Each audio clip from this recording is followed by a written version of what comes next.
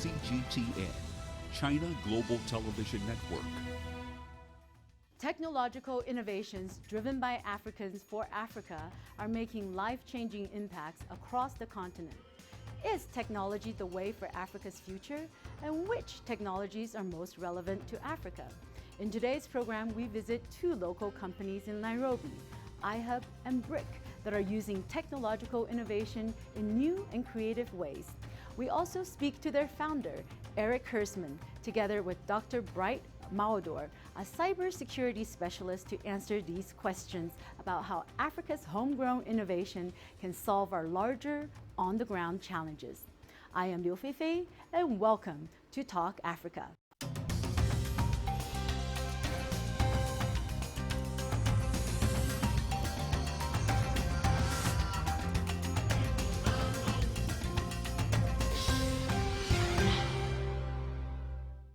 Technology encompasses everything today, from faster computers to more efficient cars and beyond. At the heart of these advancements are the innovators who think outside the box and take existing technologies to the next level. Today, we're at iHub, a company based in Nairobi, Kenya. iHub serves the tech community by bridging the gap between the innovators and the resources that they need. And joining us, we're very happy to have Nakasa Were, who is the Director of Operations at iHub. Thank you. It's so great to have you here. Karibu. Tell me a little bit about what you do here at iHub. So what we do at the iHub is provide a nice conducive space for technologists and innovators to go about their work, building out the ideas to solutions that can meet their target audience. There are different levels of services that you provide. Yes, and so one, we offer co-working space for people that just need that office space where they can either collaborate or work individually on their products and build them out. Two, we have programs that run for these entrepreneurs and innovators, primarily our incubation program and acceleration program that just helps to get them to the next level of their businesses. And then third, we offer software development services. Tell me more about the mentorship program. So what we've tried to do with the mentorship program is, again, really expose our entrepreneurs and innovators to the wider ecosystem. And so while, yes, some of those mentors are from the iHub team, we also partner with people like IBM and Oracle and have some of the top management coming into the program to mentor our startups. What are some of your success stories, the ones that you are most proud of? Yes, Sky Garden. So Sky Garden is a perfect example of an organization that came to us at the ideation stage and that we've been able to walk through for the entire journey. I understand they're still operating out of iHub. Yes, they are. They're still very much part of the family. Well, thank you so much. We would love to go and have a chat with them. Let's now take a look at Sky Garden and what they do here out of iHub.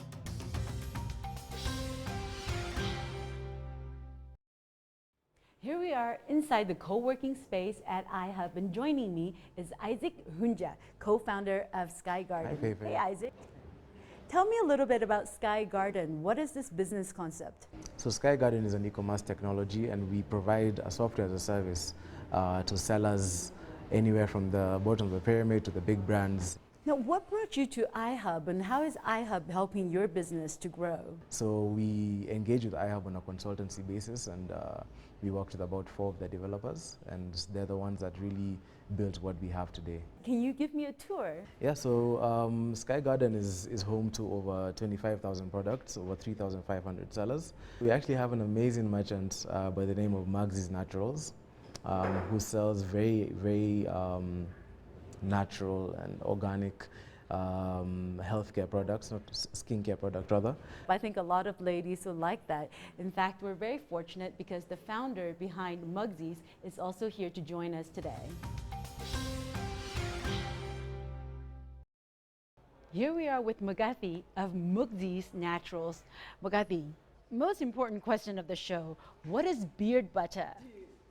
So beard butter is a mix of natural butters and oils that are made to help your beard stay soft, moisturized, and also grow out thick and lush. Now, when you first started the company, how were you getting these awesome products to your customers? So I had a Facebook page and an Instagram account, and I would just put my products on there and put a number, and people would call. I would call a rider and have them deliver. And how has Sky Garden helped your business to grow? So on days when we have high traffic, if the orders are too many, then it will be too hard for me to organize the logistics. At some point, I had to limit deliveries to like only twice a week because to bulk the orders so that the customers can get them at a fair price. Also, Sky Garden has allowed me to deliver to my customers all over Nairobi at a flat rate and then outside Nairobi at a flat rate. So that has helped me to grow because I'm not limited by my logistics. Thank you, McAfee. I can't wait to try this range of products. We're going to take a short break, and when we come back, we'll be joined in the studio by Eric Hersman, who is the founder of iHub and Brick. We're also going to be joined by Dr. Bright Maudor, who is the head of cybersecurity services at Internet Solutions. And we're going to talk more about how technology is fueling Africa's growth.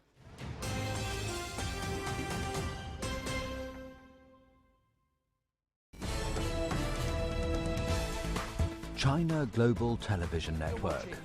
From broadcast centers in Beijing, Washington, and Nairobi.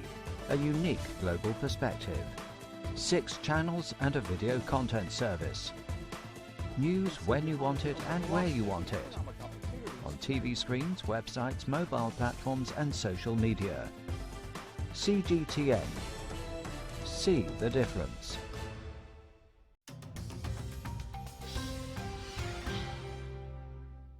Welcome back to Talk Africa. In the studio today, we have Eric Hersman, the founder of iHub and Brick. And we also have Dr. Bright Maudor, the head of cybersecurity services at Internet Solutions Kenya, who has been a part of the development of the tech incubators around Africa.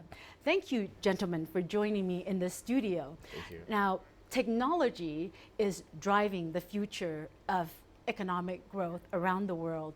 According to an independent study by Liquid Telecom, by the year 2020, about 26% of the global economy is going to be driven by digital technology. And I want to ask the first question to both of you, maybe starting with Eric. Is this a threat that's going to widen the digital divide between the advanced countries in Africa, or is it in fact maybe an opportunity for Africa to join the digital future? Well, you know, I think it depends. It depends on how much governments are willing to spend on internet infrastructure, how much companies are willing to spend on that as well. Because once you have it, you then have the opportunity to join with the rest of the world. But if you don't have it, then you are going to be left behind. So it takes a conscious effort by policy setters as well as by companies to invest in it. What are your thoughts, I would say it's both sides, because it's a threat for the fact that some people are not willing to learn anything new. They don't want to learn new technology. They don't want to. They are too comfortable in what they do. But again, it's going to be it's an opportunity for us to see new emerging ways of doing things faster. So something that takes a minute will now take only 10 seconds to be done. So I see that to be both sides if we should look at it that way. And in order for Africa to harness these opportunities presented by future technological innovations, what is the existing state of technology development in Africa? I think it's actually much further than most people realize. If you're not in Africa, you actually don't see how far along we are. What we're seeing is there's a great deal of innovation happening in tech. It's generally not new tech, though. This is where people get tripped up. It's usually older tech being applied in new ways. And so you get new technologies. You get big payment systems like M-Pesa. You get crowdsourced crisis stuff like we have from Ushahidi. You get new ways to monitor your medicines from companies out in Ghana. It comes in all shapes and sizes, and it gets exported around the world. And what was the fuel that drove this explosion, if you will, of homegrown African technologies? I'll say that the time that everything changed was when the introduction of fiber. The fiber optic cable that came to make internet faster. So there was more access to resources, and a lot of people got access to ways they can actually learn new things. And for the fact that some platforms have become some sort of a staging to all other technology, typical example would be like M-Pesa, everybody's riding on that. And people like to not copy, but they try to mimic what others have done and try to do it better. And the thing is that gives an opportunity to a lot of people, because that creates jobs, for example, and also creates an avenue for competition. Because if only one person is doing something, then it doesn't foster growth in the economy. Maybe going off of what Bright was saying there is that You know, if you want to have a 21st century economy, you need both power and connectivity. Yeah. For a long time, we didn't have the connectivity.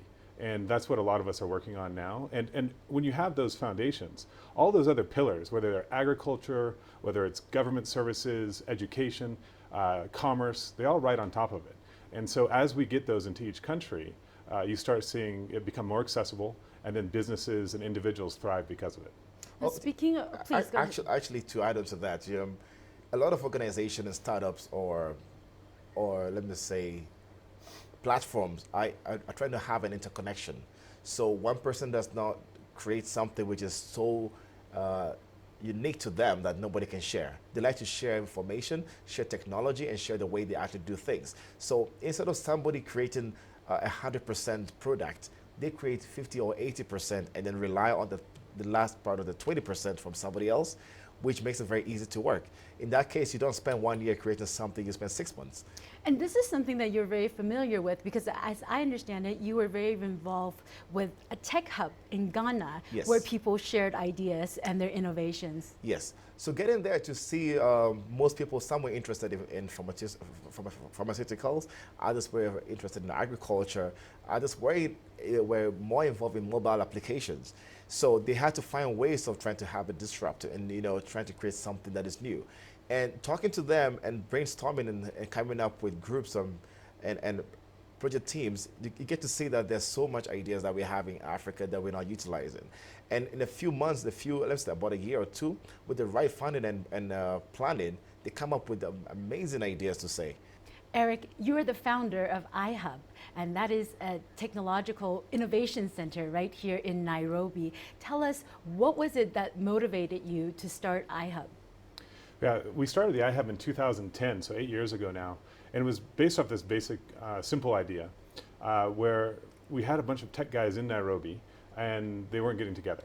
How do we get each other together more? How do we create a nexus point for connectivity within each other, within our own community, and then accelerate the growth of the technology from that point? So it didn't matter if you're an investor, didn't matter if you're an entrepreneur, didn't matter if you're a coder, didn't matter if you're media. One way we can all come together is a physical location. When the hubs first started, Yes. I understand they were scattered a little bit, and now the research shows that there are more than 400 hubs across Africa. Yes. Are they all providing the needed platforms, I guess, to enable the enablers of technology?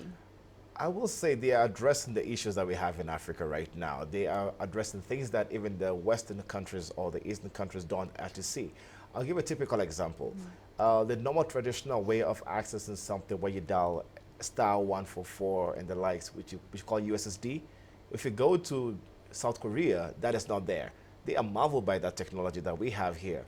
And all these hubs are trying to address situations that we have, problems that we have here and not problems that we have outside Africa, the continent. So they are addressing all those issues to say. Some people might argue that for a place such as Africa, basic infrastructure is needed, Yes. such as access to water, food, healthcare, education, and that developing high tech is distracting from those needed infrastructure projects. How would you counter that argument? I wouldn't think that is actually countering that, because technology is making all this solve that problem automatically. Typical example, if you look at agriculture, you are trying to use technology to be able to find how farmers are being able to get the fertilizer much easier. That was a project that was done by Cellulant in Nigeria. Look at the technology in Kenya called Twiga Foods. Producers and farmers are being able to connect to each other to know what is the best quality food, farm produce, to give to the right person at the right time through the right channel, that nobody gets cheated.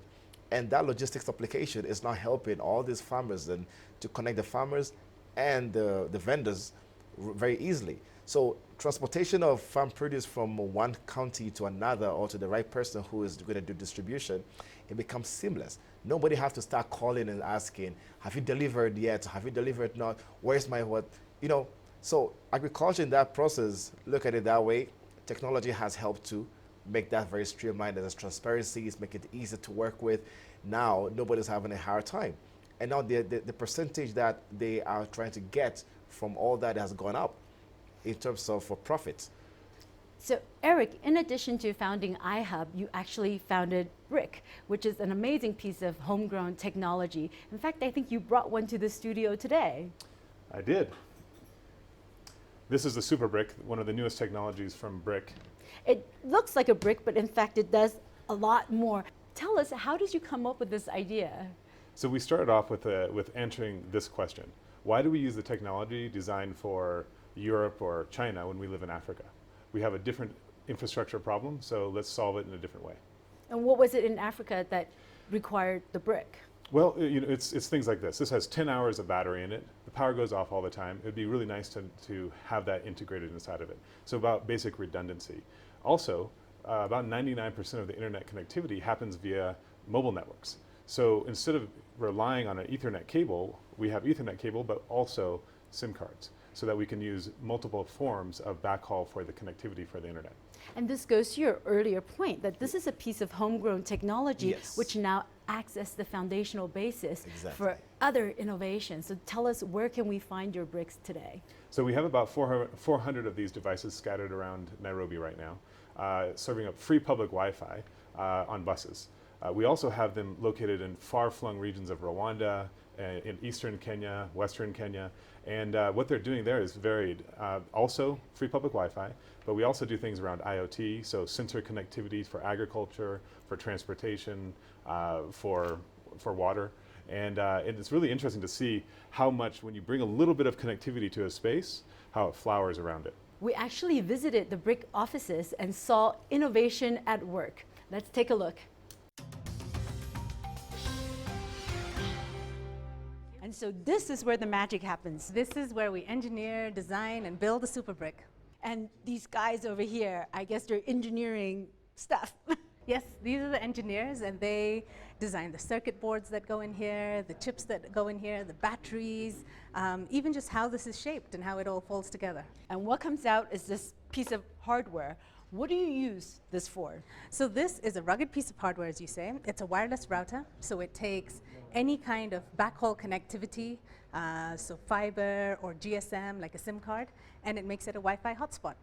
That's great. And this technology is already out in the field? That's right. So we have a platform called Moja that sits on top of it. And Moja is the free-to-consumer public Wi-Fi access platform. And we put it in buses, in matatus, in marketplaces, barbershops, cafes, all kinds of public spaces, so people can get online for free. But beyond just that, the brick is actually powering education. Can you tell me about that? That's right. I'm really excited to show you how we've been using the brick in something we call the Kio Kit. Okay, can we go take a look? Yeah. Let's go. So Feifei, this is the Kio Kit, and it's a rugged box. Inside it are 40 tablets, 40 headphones, kid-friendly headphones, and inside it is the brick, the super brick. So one button powers the entire system, and when you switch it on, the tablets are all wirelessly charged, and when you switch the tablets on, they're divided into 3 simple sections. This is the home page. There isn't a browser, a login, and any kind of navigation. You go into learn, play, or grow. So in a box, you find everything. I guess the point is to drop this box anywhere across Africa, and the teachers in remote villages can get the same kind of content to their students. Exactly, anywhere in the world. And the Super Brick can host thousands and thousands, up to 3 terabytes of content can sit there. So thousands of lessons in the Super Brick, and all the tablets just connect to the brick and stream right off it. And where can I find this Super Brick powered Kio Kit today? The Kio Kit is now being used in 14 different countries all over the world. So right from the Solomon Islands out in the Pacific Ocean, out to Mexico. So children all over the world are learning, playing, and growing with the Kio Kit. Great. Thanks a lot, Nivi. Keep up the good work. I'm going back to the studio. That was a very interesting field trip, and I certainly learned a lot. Dr. Bright, what are other areas where technology can provide solutions in Africa? Oh, we can be looking at places, I will say mostly agriculture. That is where I've been seeing a lot of work that has been done. Like I mentioned before, Twiga Foods. Twiga Foods being one of the very recent technologies, be able to connect farmers and the vendors to be able to work easier with each other. Again, trying to connect people, transparency that is being used for various applications. We've been seeing a lot of loan apps that are coming up, people being able to access loans very easily. So it makes everything faster to get and people don't get stuck at places. We can look at also payment for various services. Before you know, you have to work with physical cash everywhere you go, but these days, all you need to do is open with a feature phone to say and move with that. That is making work so much easier, paying for things online, offline, I mean everywhere. That's basically just right, making life so easy. So it's hard to argue against the benefits of technology, but there are certainly side effects, right? We've seen the scandal with the Facebook Cambridge Analytica data breach. What are the challenges for technology and developing technology in Africa? Well, I don't think the challenges are very different the world over. I think when you bring the internet into a country and you're connecting, you're really on a global playing field. So the same problems that Facebook is dealing with Cambridge Analytica, or Google's doing with their own privacy issues, we have to think about with the startups who are creating companies in Africa. So we do need to think about how do we deal with people's information. We need to think about the policy that's being set by the government on how the government is allowed to access information or not. We need to think about how sharing of data is done. All these things are global. There's nothing African about it. We have to be a part of that global narrative, and more we are. Well, Dr. Bright, is that an area where Africa can leapfrog or lead the way? I would say it's a work in progress. If you know, the internet was built without security put in place. That was the main function of the internet, or just for connectivity. So that does come with challenges, and we are seeing those challenges right now. Currently, with the way technology is moving really fast, especially in Africa, things that are coming so fast, we share so much information, we build things so fast. Security is an afterthought. So we only think about that at the end of when the applications have been done, the infrastructure have been built without that. So that does leave a lot of loopholes. So Cambridge Analytica was a typical example of what they made a mistake of not putting certain things off. And we're experiencing the same thing right here in Kenya.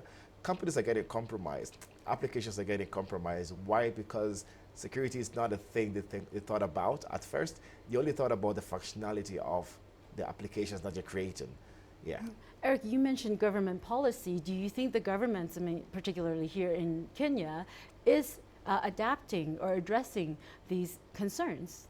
I think in East Africa, you'll see that Kenya leads the way on thinking through a lot of the policies that need to be put in place.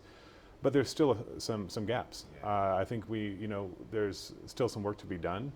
Fortunately, we've always had a good ICT ministry in Kenya, so we're fortunate on that front. And fortunately also that we've had a very strong community of public and private individuals who put information into the policymakers' hands to make better rules. Now, are those rules the ones that get put in place? Are those the new policies? Sometimes, sometimes not. And this is where it's become really important, not just in Kenya, across Africa and across the globe, that there's individuals, again, organizations or private individuals who will speak up and talk about the issues at hand and lobby for the right things to be done. Ghana is actually ahead of that, though. I mean, I wouldn't agree with the fact that Kenya or East Africa is taking a lead. Ghana right now, if they've actually gone with the Data Protection Commission, which I was part of setting up. So the Data Protection Commission makes sure that anyone who is a data holder, for example, telecommunication companies, you're looking at banking industries, you're looking at mobile application companies. So far as you're holding the data of a customer, you cannot roll out that application just like that. You have to conform to the rules and regulations of the Data Protection Commission. Is your system secure? Are the people secure? Is there going to be a breach? If there is a breach, how are you going to tell the people that they have to be? Are you going to do a disclosure? So I think, and then that is cascading now to the Nigeria and the like. So Ghana, I would say West Africa is leading in that sector right now. If you go back in the years, you'll see that in East Africa we led on like undersea cable policy. How do we do public-private partnerships? Yeah. How do we deal with open data? Things like that. And it is no surprise. We always will get into a fight over West versus East Africa, but that's also kind of a false fight, right? Yeah. Because there's some areas where I think some governments are going to lead, and other ones where they'll follow. Yeah.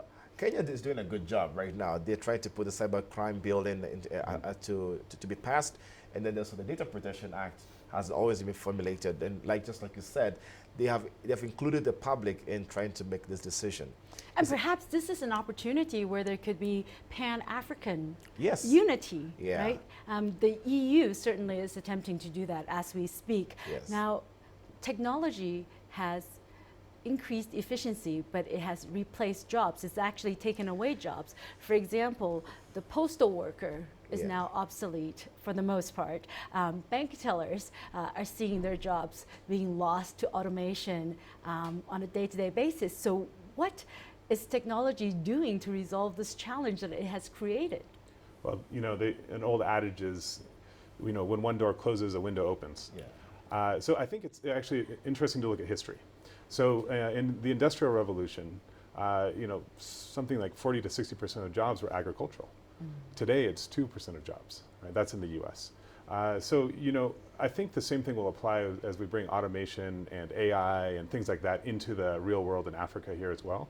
What it requires is that people get retrained, that they learn new skills, and hopefully the jobs of the future, some of which we don't even know yet, will become available to those people. But if you just sit back and you think that you don't need to change yourself, you don't need to be educated, then you're going to be in a hard place. So the governments, as a part of policy, need to help people to get retooled, right? Yeah, and also a lot of awareness also. From where I stand from a cybersecurity point of view, people will keep on creating, I'll keep on breaking, or we will keep on breaking. And for the fact that we'll keep on breaking applications and systems, that's creating more jobs for us.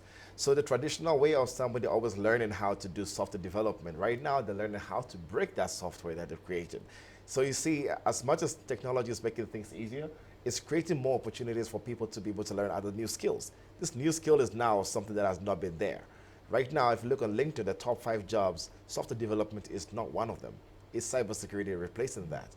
So just like Eric said, one door closes, the other has to open. Are there any challenges that technology cannot solve here in Africa? Well, I think there's always problems that technology will not be the silver bullet for. One of them is corruption. This is one of the issues that we have to deal with. That's a cultural problem, right? Not in any one culture, but a cultural problem within an industry or a cultural problem within a sector or a part of the government or whatever it is, and that's a people problem. And when people decide that they want to see change happen, then it'll happen. Technology isn't necessarily going to help us. It might bring some more things to light, but it also can make things easier to hide. We're just about out of time. Let's conclude with this. Africa's largest asset is its young people. Yes. What should young people do to harness this opportunity brought about by technology, and what skills should they start accumulating? They should not stop learning. There are new things in them. Right now, there are way too many resources that are on the internet, and they need to keep on reading those to be able to learn something new. They need to stop getting comfortable with what they already have and try to measure how can they elevate themselves to a new level that can solve more problems. So for the access that we have to a lot of technology and the resources has to be made use of. Eric? I agree 100% with Bright. It comes down to education and learning. In today's day and age, if you're not a lifetime learner, you're going to be left behind. It doesn't matter if you're me or Bright, or if you're some young guy coming out of high school today living in Malawi. It's about learning, and the internet opens up a lot of educational resources that are not available generally in any one country. Thank you both again so much for joining this episode of Talk Africa. And that's all we have time for this week. Remember to join the conversation online through Facebook, Twitter, and YouTube. And do join us again next week for another edition of Talk Africa. I am Liu Feifei. Goodbye.